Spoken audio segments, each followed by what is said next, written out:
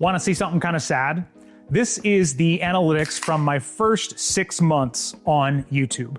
And if you look at the numbers on the right side, this is my subscriber count and how much subscriber growth I was having. You can see that those numbers are not that far above zero, right? Now, I didn't realize it at the time, but looking back, I realized that that was not the whole story. Everyone loves to tell stories about YouTube channels that went viral overnight or got 1 million subscribers in 3 weeks. But I want to share a more realistic story. Mine.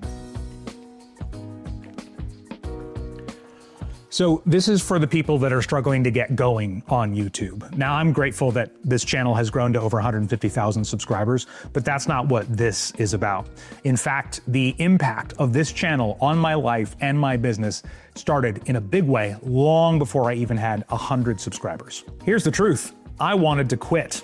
When I think back to those first few months, there were, a few views here, a few views there, occasionally a new subscriber, a lot of days with 0 views. And I had way more important stuff taking up my time. Like we had 2 young kids and my wife worked evenings. So I was pretty much single dad every evening. So it was, pick both kids up from their 2 different schools, come home, make dinner, feed them, shower, bath, all of that until my wife would get home just before bedtime. Here's what it looked like when I first started. And, I had a fresh haircut, my smartphone, and a $15 microphone. Actually, now that I think about it, my haircut probably cost a few dollars more than the microphone that I started growing on YouTube with. And for lighting, a big old window. That's it. And the only reason I didn't quit is because I like to decide things are important in my life or they're not. And I had decided I really want to make a run at this, so I committed to a year, no matter what. Obviously now I'm glad I am, but then I did not want to keep going. So if you've got a smaller channel and you're feeling that, totally legit. But here's the mistake I made. I was looking at the YouTube analytics, right? But a lot of times there's something going on our channels much bigger than what's in YouTube analytics, but we can't see that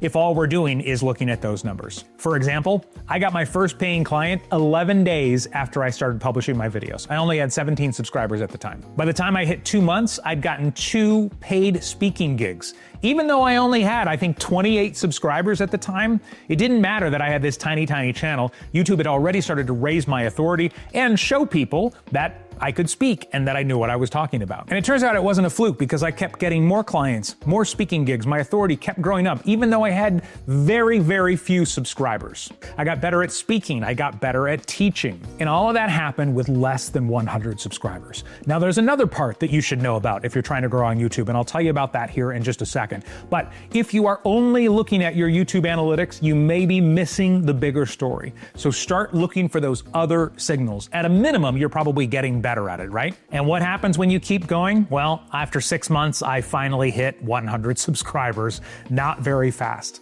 But a month later, I had 1,000. And a year after that, I had 10,000 subscribers. And despite that really slow start, that first 6 months, by the end of my first year, my channel had 100,000 views. Serious question. If you knew that 12 months from right now, whenever you're watching this, you could reach 100,000 new people who didn't know who you were yet, would you start on YouTube? Or if you're already going, would you continue on YouTube? Here's something a lot of people on YouTube don't realize. Big wins don't require a big channel.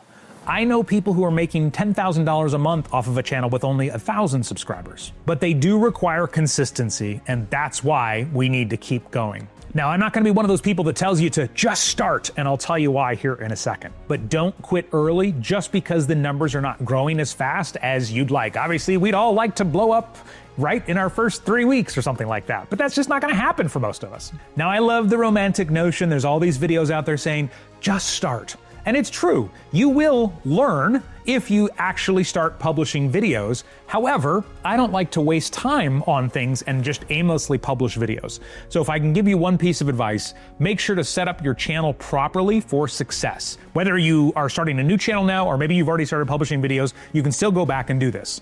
You can actually set up and optimize a channel a lot faster than most people think, and it will be the best time you can invest on your channel in the early days, not something that you want to do at some point in the future. I'd love to show you how step by step. I have a workshop called the YouTube Incubator, and it's exactly what I wish I had when I was first starting out. Now, I wanted this to be available and accessible for everyone. So you can actually grab it in the link in the description right now for only $9.